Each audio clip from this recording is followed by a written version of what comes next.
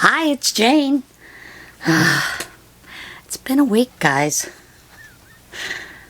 It's been very interesting. That's all I'm gonna say.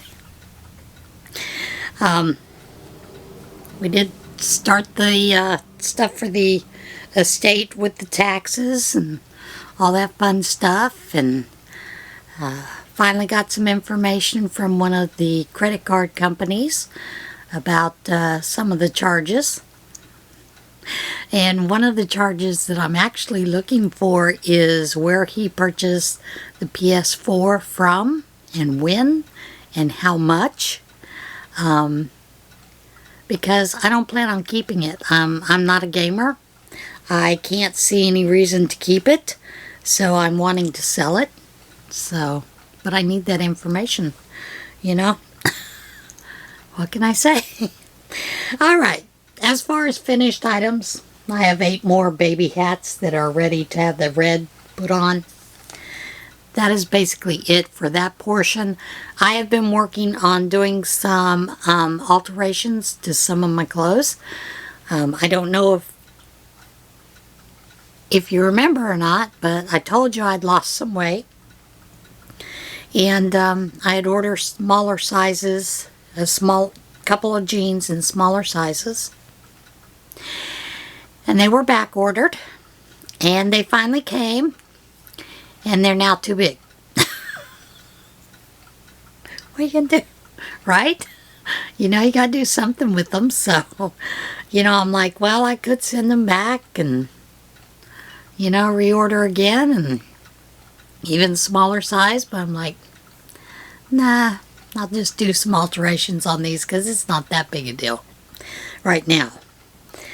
I have continued to work on doing exercises either inside the house or if it's early enough, cool enough to do them outside. But lately with this kind of heat wave, it's just not safe to do it outside. And I kind of oppose walking at like 10:30, 11 o'clock at night, regardless of whether you consider your town safe or not. So, you know, so I'm doing things on inside house. So there's not a whole lot of crochet. There's not a whole lot of knitting. As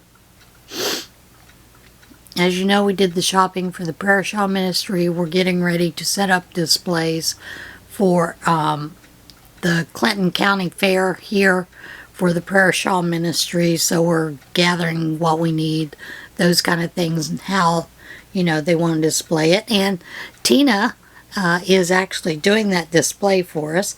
And I'm very grateful that Tina is doing that display for us. So, yeah, that's kind of where we're at. I do also want to tell you that we are looking to work with a group. Well, it's a young lady that started a group after breast cancer called Boxes of Hope. And she has always wanted real hats that can go in these smaller boxes to give to breast cancer survivors. And a lot of the hats that we make are not, you know, soft enough for that. So we're trying to find a way to get them some soft hats that they can put in to those. So, you know, if you guys are making really soft hats, you know, that are made out of the materials that Knots of Love, you know, recommends for the softer yarns, and you want to send them this way to go for this young lady's program, we'll be more than happy to ship them that way. And if you want, I'll even show your hats on here. So just consider that, because she has sent all over the country boxes, and they are just little boxes where she has all kinds of information in it and a couple of products to help them, give them a little bit of comfort, that kind of thing. So I will give you the address of that, which you can certainly send them to her if you would like. Tammy is more than welcome to take those things, but we're more than welcome to facilitate that for her if that is something that you choose to do. So just thought I'd give you that little plug there. Fabric. I have been pulling the Halloween and the fall fabrics. I'd gone to Walmart to pick up something and gone into the store, and they had this cute little print, so I picked up a couple of those. But I'd gone to Joann's. Come on, folks. Initially, I went to Joann's to get knitting needles because I needed a size that I just couldn't find, which means that once I got the size, I'd find the needles. You know how that works. But while I was there, they had fabrics, Halloween fabrics on sale, and then I had an additional 25% off coupon for the sale price. I mean, you can't say no to those kind of things. So, picked up some of these. I love that print with the kitties and the moon. And this one. I love this one. That is beautiful. Now, I don't consider this simply a Halloween fabric, but, you know, Joann's does. And then, of course, the skulls with the roses. I love this print too. To me, it's not a Halloween print. You know, when you grow up in New Mexico and you're used to the skulls and that kind of thing, sugar skulls, that's year-round. And then I saw this and just fell in love with it for a fall fabric. So I picked up a couple of things. And yeah, you know, they'll be made into bags. You know how that goes. So, yeah, that is basically it for what's happening here. Like I said, a lot of it is just finalizing the estate and those kind of things. I figure we probably got a couple more weeks to get that finished up. Still waiting on Citibank to send the information. They're kind of being turd buckets, so this is like the third request the lawyer has sent. And I just told the lawyer, I said, well, then let them take us to court and we'll let the judge decide whether they have to provide that information, because I ain't willing to pay it till I see it. Yeah, I'm kind of stubborn like that. And the main reason is I think that's what he used to pay for the PS4 and his gaming laptop. So I really need that information so that if I'm going to sell both of those, that, you know, I have an idea what he paid for them. Although the lawyer's pretty sure he knows what the gaming laptop ran. I guess his dad is into gaming. So, Alright, are you ready for a little what in tarnation? I know I am. Nut-stealing squirrel triggers store's burglar alarm. And unfortunately, there are no pictures, no video. Police in England responded to a burglar alarm at a DIY store and arrived to find the culprit, a squirrel, stealing nuts and bird food. Norfolk police tweeted officers responded to the B&Q store in Norfolk while the business was closed on Saturday night. The officers arrived to find the alarm had been triggered by a trespassing squirrel, stealing nuts and bird food. Unfortunately, he was too quick and nimble for us and got away, police tweeted. Now this next one has a video, and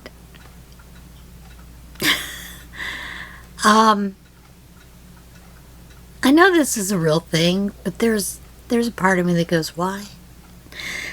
German man uses hands to smash 148 coconuts in a minute.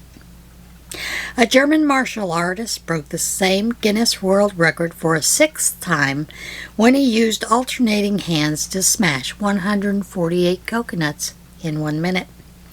Mohammed Karamanovic, I hope I pronounced that correct, who previously broke the Guinness World Record for the most coconuts smashed with one hand in 1 minute 5 times, attempted the record for a sixth time on the Milan set of Italian TV series Lo Show Die Record.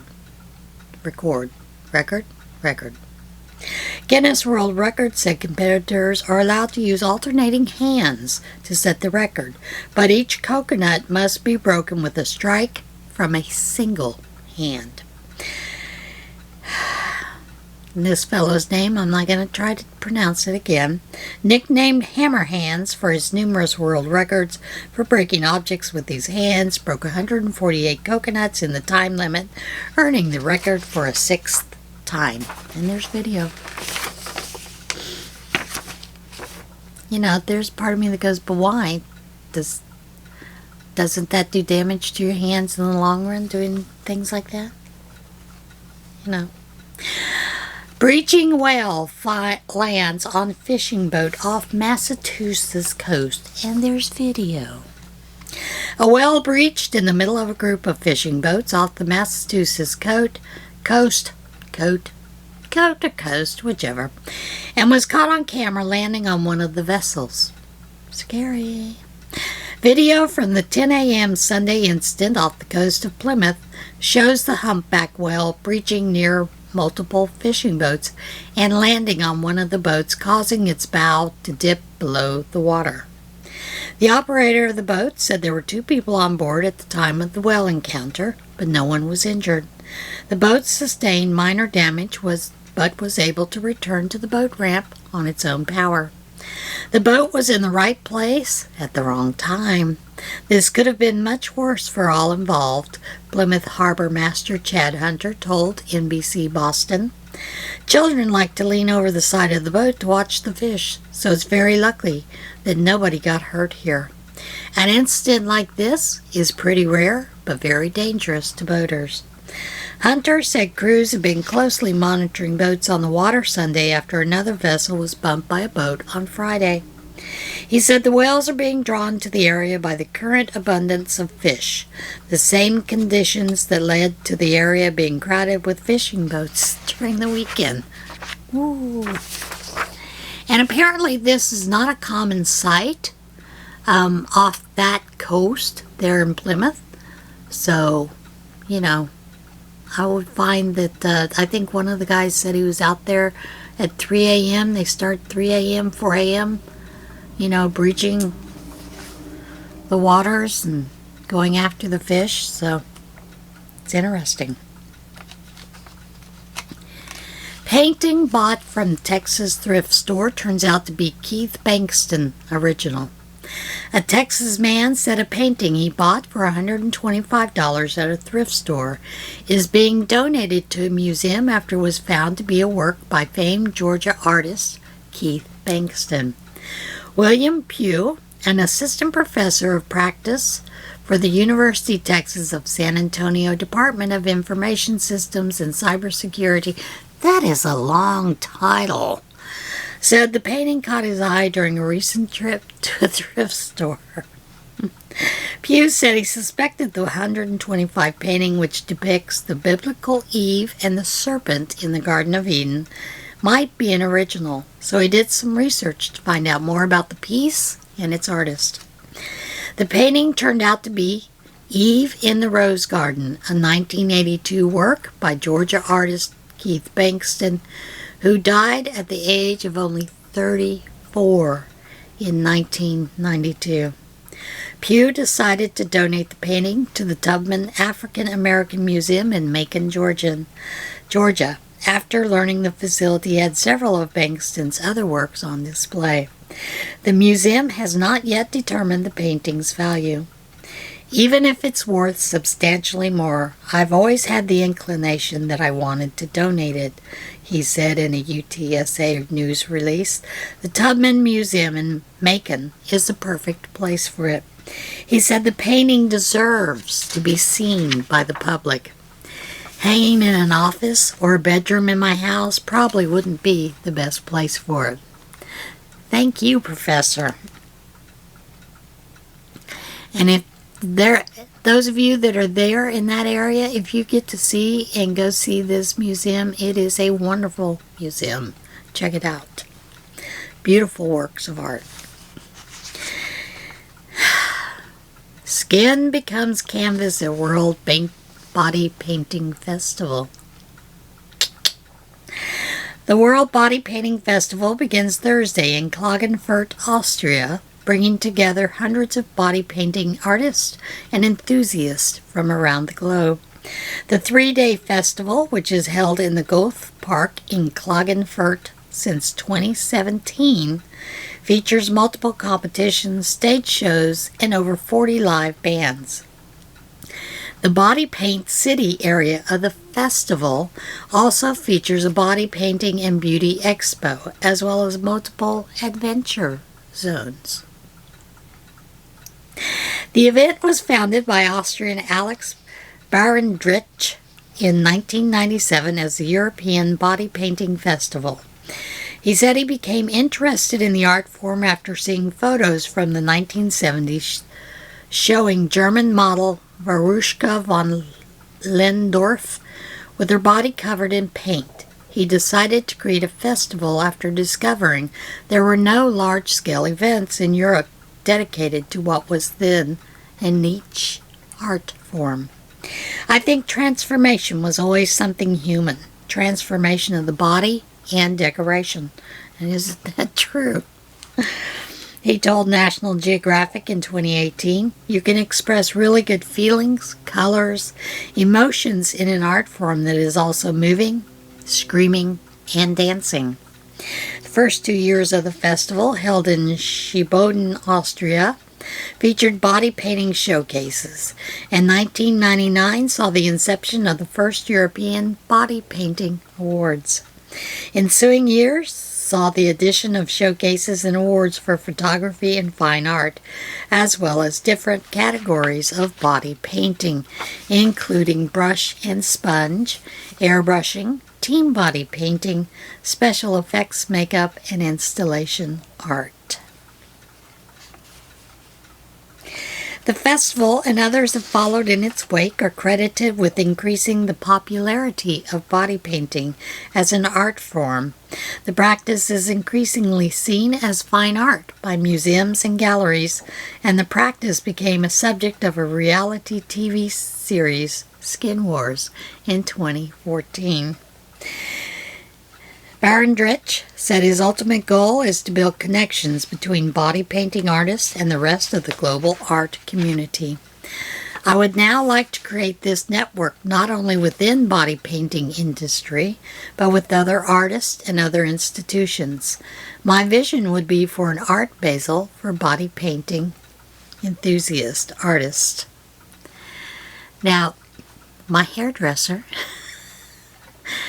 she was telling me about one of the times she'd gone to, it was to further her education in a competition in Las Vegas, and her hotel room was paid for, her plane ticket was paid for, it was for a whole week with the company she was working with, those kind of things. So, and her husband had vacation time, so they determined all they had to do was pay for his ticket on the plane, so that's what they did, and they came. And as they were walking in, you know, her husband could get in free to this hairstylist convention with her. But as they were walking into this convention center, off to the right was body painting. And she said she was talking to her husband and realized he was not by her side at that point. And I guess there's glass where this was. And she said she turned around and her husband was standing there at the glass doing this. So it was his first time seeing painting, body painting. And apparently it is done while you are in the nude. So he was catching the first part of it. So he was rather shocked to see this in a convention center. But needless to say, he moved on, went with her, but they did come back and watch some more of the body painting because, as she put it, it's fascinating to watch that kind of art. Woman uses teacher voice to chase bear away from North Carolina deck. I shared this video on Facebook. And I have to say, I think it's one of my favorite videos because I could see teachers doing this. I just can. A woman who found a bear climbing on the back deck of her North Carolina vacation home used her teacher voice to chase the animal away. Debbie Tomlinson, who used to be a teacher in the Greenville County, South Carolina area, said she was at her Sapphire, North Carolina condominium when her husband alerted her to a bear climbing on the back deck. Tomlinson's video of the encounter, which she posted to YouTube, shows her talking to the bear through a window and telling it to leave. "What do you think you are doing on my porch? You get up. Go. Go. How dare you?" Tomlinson says to the bear in the video. She said she used her teacher voice to show the bear she meant business. "It works every time. I wasn't afraid. I just didn't want to lose my feeders. It was very exciting," Tomlinson said, as she told WYFF-TV. And the video is absolutely adorable because you see the bear and it's like, ooh. And she tells you, she actually says to the bear, "How dare you? I see you." So it's a good video. So I hope you'll check it out. All right. Are we ready for a little bit of devotion? Simply listen. Simply listen. After the earthquake, there was a fire, but the Lord was not in the fire. And after the fire, there was a quiet, gentle sound. 1 Kings 19, verse 12. Hurricanes, tornadoes, tsunamis, and the like are sometimes referred to as acts of God. This means the occurrences were outside of human control, but the expression can lead us to misunderstand God and how He works. Elijah knew exactly where to find God. After being told to wait in the cave for the presence of the Lord, he waited through a great wind, an earthquake, and a raging fire. Only after, when he heard a quiet, gentle sound, did he sense God's presence and go out to meet Him. Listen to God now. What is He telling you? And sometimes that is so difficult to hear because we can't quiet our minds. So practice that a little bit each day. Quiet your mind and just listen to everything around you. All right, guys, that's it for today. Everybody have a blessed week. I will see you again soon. And remember, choose kindness.